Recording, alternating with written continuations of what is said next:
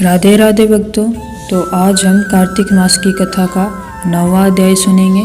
तो चलिए बिना देर किए शुरू करते हैं और अध्याय को आप पूरा सुनिएगा, बीच में नहीं छोड़ते हैं। तो चलिए अध्याय सुनना शुरू करते हैं।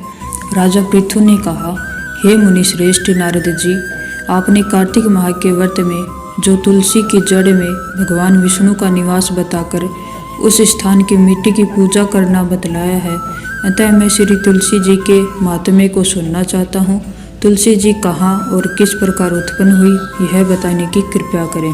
नारद जी बोले, राजन, अब आप तुलसी जी की महत्ता तथा उनके जन्म का प्राचीन इतिहास ध्यानपूर्वक सुनिए।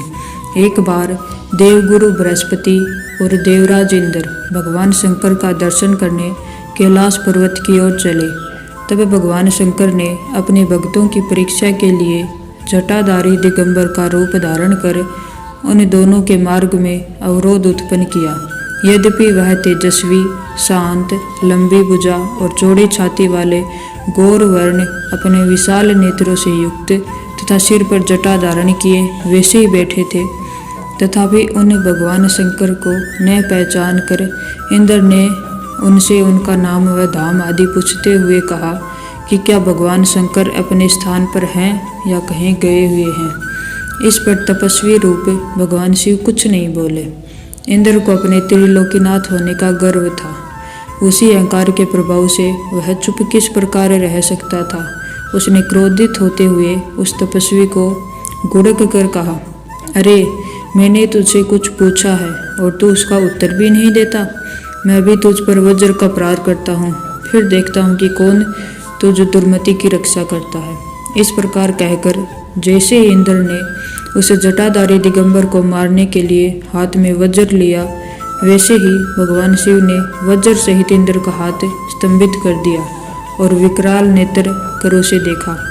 उस समय ऐसा प्रतीत हो रहा था कि वह दिगंबर प्रज्वलित हो उठा है और वह अपने तेज से जला देगा। भुजाएं स्तंभित होने के कारण इंद्र दुखित होने के साथ साथ अत्यंत कुपित हो गया, परंतु उस जटाधारी दिगंबर को प्रज्वलित देखकर बृहस्पति जी ने उन्हें भगवान शंकर जानकर प्रणाम किया और दंडवत होकर उनकी स्तुति करने लगे। बृहस्पति भगवान शंकर से कहने लगे, हे दीनानाथ, हे महादेव, आप अपने क्रोध को शांत कर लीजिए और इंद्र के इस अपराध को क्षमा कीजिए। बृहस्पति के यह वचन सुनकर भगवान शंकर ने गंभीर वाणी में कहा, मैं अपने नेत्रों से निकाले हुए क्रोध को किस प्रकार रोकूं। तब बृहस्पति ने कहा, भगवान, आप अपना भक्त वत्सल नाम सार्थक करते हुए भक्तों पर दया कीजिए। आप अपने इस तेज को अन्यत्र स्थापित कीजिए और इंद्र का उद्धार कीजिए। तब भगवान शंकर गुरु बृहस्पति से बोले, मैं तुम्हारी स्तुति से अत्यंत प्रसन्न हूँ। तुमने इंद्र को जीवन दान दिलवाया है। मुझे विश्वास है कि मेरे नेत्रों की अग्नि अब इंद्र को पीड़ित नहीं करेगी।